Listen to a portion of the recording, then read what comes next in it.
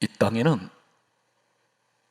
세계 각지에 보면 천년 명문 가문이 된 집안들이 있습니다. 많지는 않습니다. 그런데 유대 민족에게는 천년 동안 명문 가문으로 하나님께서 축복을 내리신 두 가문이 있습니다. 12지파 가운데 유다 지파와 레위 지파라는 두 지파가 있습니다. 이 사람들은 하늘이 낸 명문 가문입니다. 어떤 대단한 일을 했기 때문에 하나님께서 명문 가문 삼으셨을까요? 그렇지가 않습니다. 대단히 극히 우리가 할 수 있는 평범한 일인데도 불구하고 조상들이 하나님께 인정받았더니 자손 천대가 복을 누리고 있습니다. 그들은 모두가 다 최고의 지도자들로 자손들이 태어나면 하나님께서는 어떤 자격을 기준 없이 머리가 나쁘든 좋든 이 집안에서 태어나면 전부 다 지도자로 세우시는 것을 오늘 저는 여러분에게 소개할 것입니다. 자녀를 둔 부모님들은 한결같이 소원이 있습니다. 항상 기도할 때마다 빠뜨리지 않는 것은 자손 축복입니다. 이 아이들이 평생 행복하게 살아주기를 늘 기도합니다. 그런데 입으로만 떠드는 그 기도 가지고 하나님께서 들으실까요? 기도한 만큼 행함이 따라야 합니다. 그런데 그렇지가 전혀 못합니다. 그러다 보니 평생 지금까지 기도해 왔는데 이 기도가 10년, 20년 동안 계속되는데도 응답은 주어지지 않고 있습니다. 분명히 문제가 있다는 사실입니다. 본문 출애굽기 17장 1절을 소개합니다. 모세가 40년 동안 이스라엘 백성들과 함께 광야길을 가고 있습니다. 오늘 본문 출애굽기 17장 사건은 세 번째 제가 말씀을 전하는 시간입니다. 그동안 다 전하지 못했던 내용을 오늘 결산해서 이 출애굽기 17장 1절에서 11절까지 말씀을 여러분에게 소개하겠습니다. 성경 말씀은 오늘 제가 전하는 이 말씀은 디모데후서 3장 16절은 분명히 이렇게 말씀합니다. 모든 성경은 하나님의 감동으로 기록이 됐다 했습니다. 전하는 것은 목사가 전하지만 이 말씀을 주신 분은 하나님이십니다. 이사야 34장 16절에도 이렇게 구약에도 말씀합니다. 너희는 여호와의 책을 읽어보라. 이는 여호와의 입이 이를 명령하셨고 그의 영이 이것들을 모으셨음이라. 이 말씀은 하나님께서 성경 66권을 사람들을 통해서 약 1600년 동안 기록하게 하실 때에 하나님께서 직접 명령을 하셔서 성경이 기록됐다는 사실입니다. 그리고 그의 영이 이것들을 모으셨다는 것은 성령 하나님께서 성경 66권을 약 1600년 동안 기록된 이 말씀을 하나로 묶어서 우리에게 성경을 주셨습니다. 그러므로 잠언 30장 6절엔 이렇게 말씀합니다. 너는 말씀 외에 다른 것을 더하지 말라. 주의 종에게 강력하게 말씀하셨습니다. 다른 것 더하지 말라 있습니다. 그리고 하신 말씀이 다른 것을 더하면 내가 너를 책망하겠고 너는 거짓말하는 자가 될까 두려우니라. 그래서 베드로전서 2장 8절에 말씀합니다. 말씀을 순종하지 아니하면 다 넘어집니다. 하나님 이렇게 법으로 정해 놓으셨습니다. 그렇다면 하나님께서 말씀하시는 이 말씀 내용으로 가겠습니다. 출애굽기 17장 1절 말씀에 보면 백성들이 마실 물이 없는지라 성경 간단하게 이렇게 말씀합니다. 마실 물이 없습니다. 광야입니다. 사막지대입니다. 목이 타들어갑니다. 광야를 신약 성경에는 모세가 걸어갔던 이 40년 광야, 이스라엘 백성들이 갔던 40년 광야를 가리켜 사도행전 7장 38절에는 광야 교회라고 말씀하고 있습니다. 구약시대는 교회란 이름을 쓰지 않습니다. 예수님께서 이 땅에 오신 이후에 교회라고 말씀하셨습니다. 요한복음 6장 63절에 주님이 말씀하시길 내 말은 영이다. 우리 주님이 누구신가요? 빌립보서 2장 6절에 근본 하나님 본체 되신 분이 우리 예수님이십니다. 우리 하나님 되시는 예수님께서 그렇게 말씀하셨습니다. 내 말은 영이다. 영적인 사건은 어떤 것입니까? 시간 제한이 없고 공간이 없습니다. 모세 시대에 있었던 이 광야가 신약에 와서는 교회라고 영적으로 말씀하고 있습니다. 오늘 교회 생활하시는 여러분들 가운데 얼마나 목이 마르십니까? 인생의 갈증을 느끼지 않습니까? 지금 하나님의 인도하심을 받고 가나안을 향해서 가고 있는, 우리는 지금 천국을 향해서 가고 있습니다. 그런데 그 길목에 목에 타들어갑니다. 이 광야 안에는 가정도 있습니다. 그리고 성경에 말씀한 광야 교회도 있습니다. 그렇다면 이 광야 생활하는 우리 신앙생활에서 집으로 돌아갔습니다. 경제적인 어려움 때문에 목이 마릅니다. 인생의 갈증을 느끼고 있습니다. 가정의 사랑이 말라버렸습니다. 사랑이 없습니다. 목이 마릅니다. 은혜가 말라버렸습니다. 목이 마릅니다. 마치 이스라엘 백성들이 마실 물이 없습니다. 이것은 갈증이 오고 목이 말라 합니다. 그때에 출애굽기 17장 2절의 말씀을 보게 되면 백성들이 다투기 시작합니다. 가정이 왜 다툽니까? 무엇인가 부족하기 때문에, 갈증을 느끼기 때문입니다. 부부 사이가 왜 다툽니까?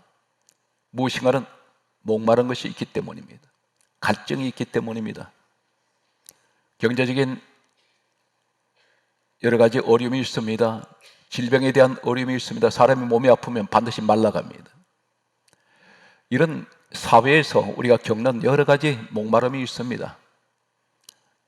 영적으로는 똑같은 사건이 일어나고 있습니다. 이때 하나님께서는 출애굽기 17장 6절 말씀을 보게 되면 반석에서 백성들이 마음껏 마실 수 있는 물을, 생수의 강을 흘러 보내주셨습니다.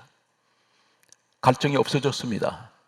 갈증이 없어졌는데 갑자기 출애굽기 17장 8절에 보면 그때에 아말렉이 와서 이스라엘과 르비딤에서 싸우니라 이렇게 말씀하고 있습니다. 아말렉이 누구입니까? 난데없이 그때에 이렇게 말씀합니다. 언제 그렇습니까? 목마른 갈증이 끝나버리고 이제는 문제가 없어졌습니다. 그런데 그때에 아말렉이 예고 없이 쳐들어왔습니다. 영적으로는 무엇을 말합니까? 르비딤에서 싸웠다 했습니다. 르비딤이라는 이 원문의 의미는 쉬다, 휴식하다, 이런 의미를 가지고 있습니다. 바로 이 말씀이 어떤 것입니까? 이제 문제 해결되었으니 쉬자, 휴식하자. 우리 신앙생활이 어쩌면 이렇게 정확하게 하나님 진단하신지 모르겠습니다. 영적으로는 우리가 문제를 만나고 갈증이 오고 목마름이 올 때는 하나님 앞에 문제 해결을 위해서 늘 기도합니다. 누가 시키지 않았습니다. 본인이 작정기도 합니다. 새벽기도도 안 나오던 분이 새벽기도 합니다. 금식기도 합니다. 왜 그렇습니까? 문제가 닥쳤기 때문에. 그런데 문제가 해결되었을 때 쉬어버립니다. 이제는 문제 해결되었으니 그렇게 액을 복걸하면서 하나님께 매달리고 기도하던 사람이 기도를 거쳐버립니다. 새벽기도 안 나옵니다. 주일 예배조차 이제는 여유가 생겼다는 것입니다. 쉬고 있습니다. 그때 이 아말렉이라는 것이 갑자기 공격해 들어온다는 사실입니다. 성경이 이렇게 하나님 말씀하십니다. 시험에 들지 않게 깨어있어 기도하라. 시험 오기 전에 미리미리 기도하라 그랬습니다. 그런데 사람들은 대기가 문제 닥치면 기도하고 문제 해결되면 기도하지 않습니다. 정반대의 방향으로 가기 때문에 늘 어려운 가운데 있게 됩니다. 하나님께서는 이렇게 말씀합니다. 내가 섰다고 생각할 때 넘어질까 조심해라. 건강할 때 언제든 질병 들어올 수 있다. 사업 잘 되느냐? 사업이 잘 되면 언제든지 사업이 어려움에 닥칠 수 있다는 것입니다. 이것이 선줄로 생각하느냐 넘어질까 조심하라는 것입니다. 가정이 평안이 왔을 때 더 긴장하게 되고 더 열심히 기도해야 되는데 사람들은 어김없이 정반대 방향으로 걸어갈 때가 있습니다. 이때에 모세 하나님의 종이 출애굽기 17장 10절에 보게 되면 산 꼭대기로 올라가게 됩니다. 사랑하는 성도 여러분, 귀담아 들으시면 반드시 자손은 나 이후에 천년 명문 가문 만들 수 있습니다. 오늘 간단한 한 주제를 손에 쥐시기 바랍니다. 그 스토리를 소개하겠습니다.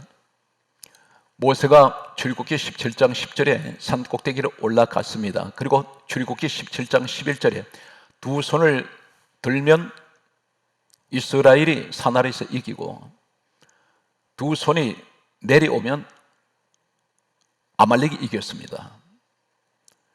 지금 모세가 손을 들었다는 것은 기도를 말합니다. 이것이 바로 영적인 싸움이라는 것입니다. 기도하면 손이 올라가면 이스라엘이 전쟁에서 이기고 있습니다. 이건 누가 이 싸움을 주관하고 있습니까? 하나님께서 주관하고 있다는 것입니다. 내 싸움이 아니라 하나님의 싸움이었습니다. 하나님께서 막아주셨습니다. 그때에 출애굽기 17장 12절은 이렇게 말씀합니다.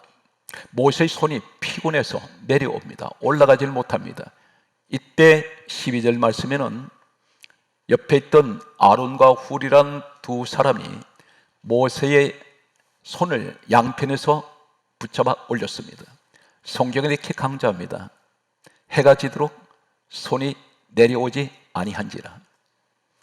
놀랍게도 이 말씀이 있고 난 뒤에 13절에 와서 12절에 손이 내려오지 않을 때 두 사람이 같이 붙들어 올렸더니 13절에 말씀하시기를 여호수아가 아말렉을 무찌르니라. 누가 이기게 하셨습니까? 하나님이 기다렸다는 듯이 이기게 하셨습니다. 여기에서 14절의 말씀은 이상한 네 가지가 나옵니다. 하나님께서 하신 말씀이 이것을 책에 기록하라, 기념하라, 그리고 하신 말씀이 외워서 들리라. 들리라 말은 사람들에게 소문을 내라는 것입니다. 그러면서 15절에 하신 말씀이 여호와 니시. 여기서 처음으로 여호와 니시라는 말씀이 성경 전체에서 한 번 등장합니다. 여호와 니시란 말은 여호와의 깃발이라는 뜻인데 여호와의 승리, 하나님이 이기셨다는 뜻입니다. 그러면서 하시는 말씀은 16절에 이렇게 말씀합니다. 하나님께서 친히 말씀하시기를 여호와께서 맹세하여 하시는 말씀이 내가 대대로 아말렉과 싸우리라 이렇게 말씀하셨습니다. 계속 아말렉 같은 문제가 쳐들어올 수 있다는 것입니다. 그런데 그때마다 하나님이 싸워주시겠다고 말씀합니다. 맹세하셨습니다. 그런데 여기서 전체 주제에서 이상한 장면이 있습니다. 눈여겨봐야 될 장면이 바로 이 말씀의 핵심이 무엇인가를 우리가 보게 되면 책에 기록하라 했습니다. 아말렉 작은 적군들입니다. 성경 전체에서 보면 하나님께서 홍해바다를 갈라내실 때 이거 책에 기록하는 말씀이 없습니다. 이 아말렉 같은 존재는 하나님의 홍해바다 갈라내시는 사건에 비하면 아무것도 아닙니다. 그런데 왜 14절에 이것을 책에 기록하라고 하실까요? 그리고 기념하라, 잊지 말라는 것입니다. 그리고 외워라, 잠시도 잊어서는 안 된다는 것입니다. 그리고 들려라, 주변 사람들한테 소문을 내라는 것입니다. 사건을 보게 되면 신약에 죽어서 나흘 된 나사로를 예수님 살려내실 때 기록하라는 말씀이 없습니다. 기념하라는 말씀이 없습니다. 외우라는 말씀이 없습니다. 들리라는 말씀이 없습니다. 유난히 이 말씀에서만 네 가지를 말씀하고 있습니다. 그 앞절에 어떤 것이 있나요?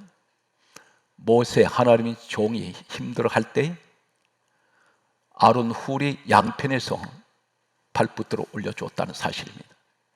분명 하나님이 일을 하시는데 하나님께서 보실 때 무엇을 보시냐면 하나님의 종과 이 아론 훌은 중직자입니다. 광야 교회의 재직들입니다. 두 사람이 팔을 같이 붙들어 올렸는데 해가 지도록 내려오지 않았다는 것은 몇 시간이 흘렀는지 모릅니다. 장시간 동안 붙들고 올릴 때에 팔은 굳어지고 엄청난 고통 가운데 그들은 견디지 못했을 겁니다. 그런데도 붙들어 올립니다. 붙들어 올렸을 때 민족이 살았습니다. 모세가 살았습니다. 두 사람이 같이 살았습니다. 그런데 여기 하나님께서 이 광경이 전 성경에서 오늘 본문에서 가장 중요한 것은 세 사람이 연합을 했습니다. 그런데 이때에 광야에 나온 사람이 몇 사람이냐면 출애굽기 12장 37절에는 장정만 60만 명입니다. 남자 20세에서 50세까지가 60만 명인데 모세 하나님의 종이 피곤해할 때에 힘들 때에 팔 붙들어 준 사람 두 사람밖에 없습니다. 하나님께서 이 사람들 보시고 여호와의 니시 하나님 그리고 싸움에서 이기게 하시고 승리하게 하셨습니다. 오늘 이것은 무엇을 말씀하냐면 하나님께서 이 땅에서 하나님의 종을 붙들어 주는 사람들, 서로 연합하는 사람, 서로서로 하나 되는 사람, 이러한 사람을 하나님께서는 대단히 귀하게 보신다는 사실입니다. 주의 종과 연합하는 사람, 여기에서 아론과 훌을 소개하겠습니다. 출애굽기 17장에 이 사건이 있고 난 이후에 아론을 소개합니다. 출애굽기 28장 1절에 왔을 때 10장이 지나갔습니다. 출애굽기 17장에서 28장이 오기까지 성경은 아론이 단 한 가지도 어떤 일을 한 것이 없습니다. 단 한 가지, 모세 하나님의 종을 발붙들어 준 것밖에 없습니다. 힘이 되어 줬습니다. 그런데 하나님께서 갑자기 어느 날 인류 역사에서 최초로 세워지는 대제사장이 있습니다. 최고의 지도자입니다. 하나님께서 하시는 말씀이 아론을 대제사장이 되게 하고 그의 아들들을 제사장이 되게 하라. 이 제사장 자리는 최고의 지도자 자리입니다. 가장 영광스러운 자리입니다. 아론 한 사람이 성경 전체를 보게 되면 주의 종 발붙들어 올렸더니 하나님께서 이 사람을 제사장으로 세우시고 그 아들들을 제사장이 되게 하셨는데 이로부터 예수님 오시기까지 약 1500년이 세월이 흘러갑니다. 1500년이 흘렀는데 예수님이 이 땅에 오셨을 때 누가복음 1장 5절에 보게 되면 사가라는 제사장이 있었습니다.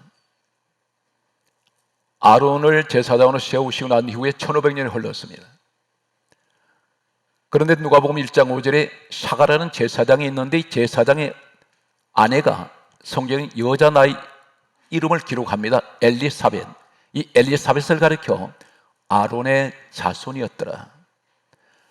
1500년 동안 이 집안은 아론이 명문 가문으로 1500년 동안 하나님 세우셨습니다.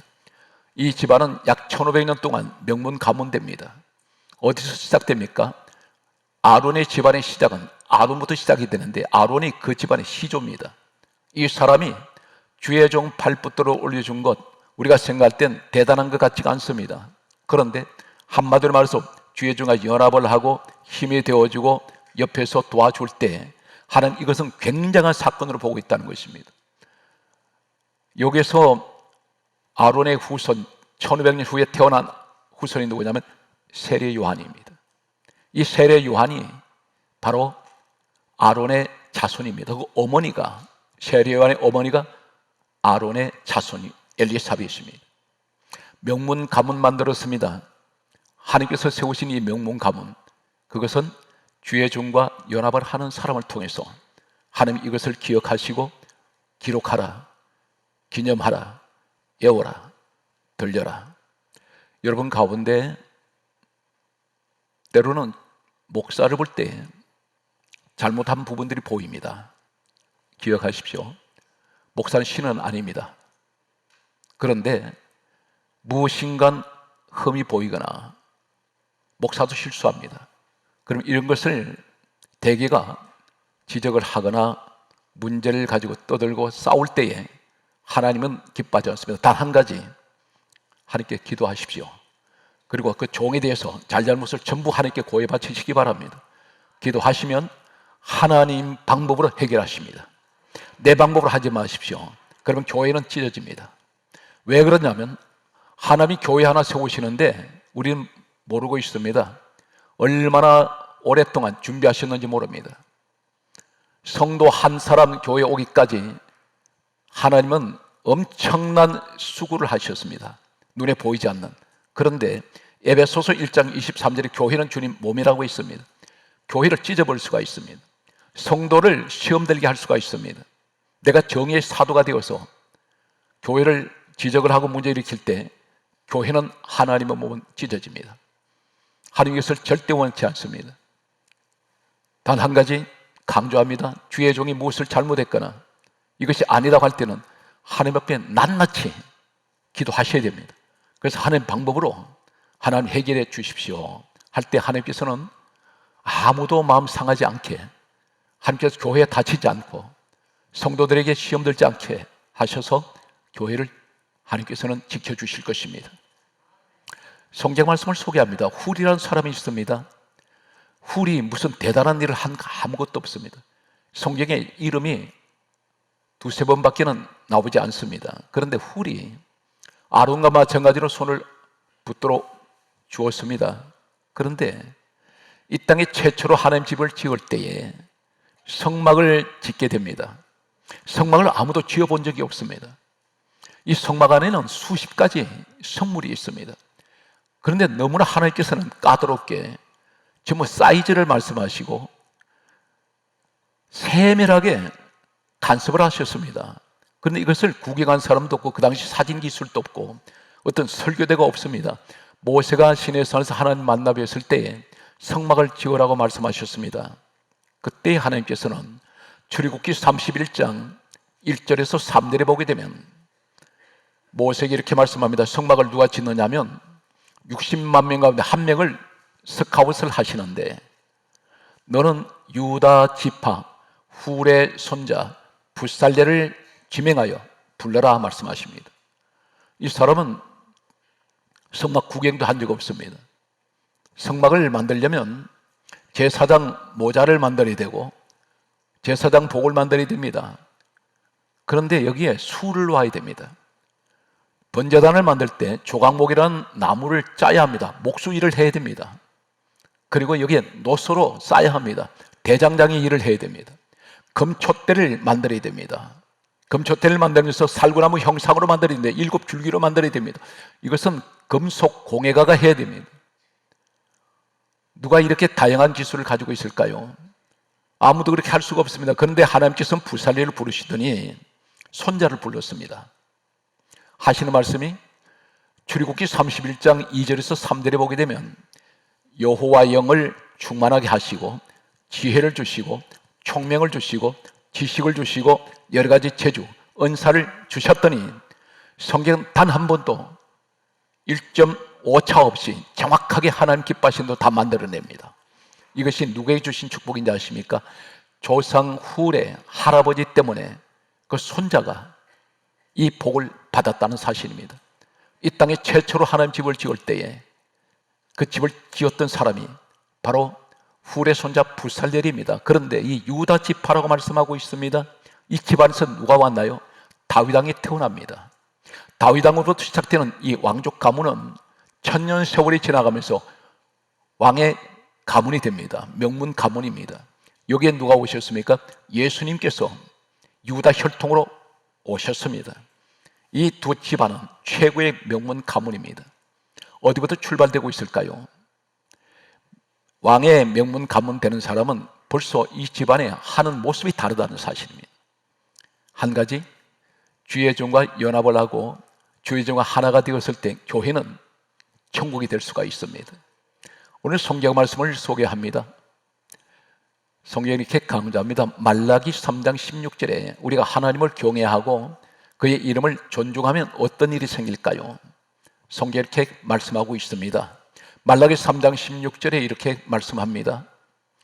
여호와를 경외하며, 경외하는 것은 예배로 하나님께서 영광 돌리고 그 이름을 존중할 때에 여호와 앞에 있는 기념책에 이것을 기록하라 말씀하십니다. 이 땅을 떠났을 때 하나님 보좌 앞에 두 책이 있습니다. 누구나 그 앞에 서게 됩니다. 하나는 이름이 기록된 생명책이 있고 하나는 자기 행위에 관한 책이 기록됩니다. 자세하게 기록이 되고 있습니다. 하나님께서는 오늘 아론과 훌에 관해서 이것을 책에 기록하라는 이 말씀, 여호와 앞에 있는 기념책에 기록하는 오늘 이 말씀을 의미하고 있습니다.